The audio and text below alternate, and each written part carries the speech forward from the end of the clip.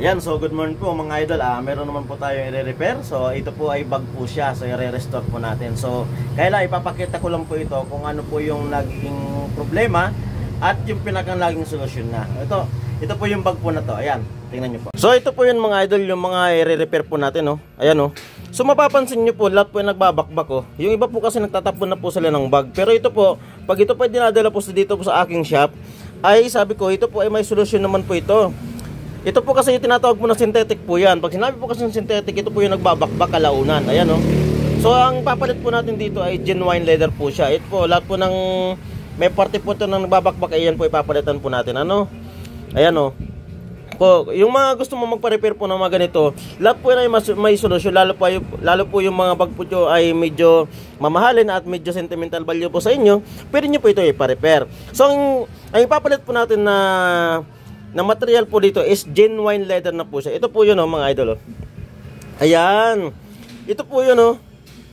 Ang genuine leather po siya, kahit kailan hindi po yan nagbabakbak. Ayan, oh. So ito po ay balat po ito ng baka. Ayan. Ito po. So ito na po yung napagkasundon po namin ng customer na ito na lang daw papalagay. Brown na lang daw. Sabi nga daw ay mas dark brown. Sabi ko, mas maganda po ito. Ito po siya, oh. Kasi makinis po siya. Tsaka yung pagkaka-texture po ng material ay maganda. Ayan po. Kahit hindi po siya lagyan po ng lining. So ito yung papalit po natin. Ayan. Ito po ay mga ka-repair ay pagka may mga ganito po kayong mga bag ay kailan nyo po, pwede nyo po itong pa-restore. Ano? Ganito po, mayroon pa po akong isang sample na pwede pong i-restore. Ayan, katulad po nito mga idol, oh. Ayan po mga ka-repair. O, ayan, oh. So mapapansin nyo po yan, oh. Ayan po yung sinatawag mo synthetic, oh. Yan, pwede nyo po siya ipa-repair. Yan, oh. Kaya, yung may mga gusto po magpa-repair na lalo pag mga sentimental value, pwede nyo po ipa-repair. Ayan po, Pero may ipapalit ko po dito is genuine leather na po siya. Ang gusto naman po nitong customer ay kulay itim. Ang gusto naman po dito, di ba? So hindi po lahat po na magkakaparehas ng customer. Ang iba kasing customer ay gustong paras ang kulay. Ito naman po, ang gusto naman po ng customer ay kulay itim naman daw po. Ano? So ito po yung sample ko rin po ito na. Ito po i-restore po ito. Pero ito po ay gagawin ko po ito ng video. Paano po siya gawin? Ano? Para po mas makita nyo po na sa susunod po ng video, ito po siya. Kaya huwag nyo po ako kalimutan po mag-like po kayo at mag-subscribe sa aking channel. Yan sa YouTube. Oh, yun. So mga idol, ito na po yung i-repair po natin. Ano? So ayan po. Yun po, sa susunod po ng video, ito po, idulugtong ko lang po dito, ay makikita nyo po yung restoration po na tapos na. Kaya ito po, hindi ko po siya mabibidyoan kasi wala pa akong taga-video. Pero kung sakasakali man, na mabidyoan ko po, mas mainam. Pero pag ito po ay mabibidyoan ko po siya, na makikita nyo na tapos na po. I-compare po yung dati, yung hindi, yung old at restoration na po. So ito na nga mga idol, na natapos na po natin yung bag. So mga idol, papakita ko na po sa iyo kung ano po yung ranging resulta, kung gaano po siya kaganda, di ba? So hindi po talaga siya halata nung na-repair ko po ito. Ito na po ipapakita ko na po sa inyo. So ito na nga po yung resulta ng ating pagkakagawa. Ayan, o, diba? So napalitan na po natin ito. Ayan.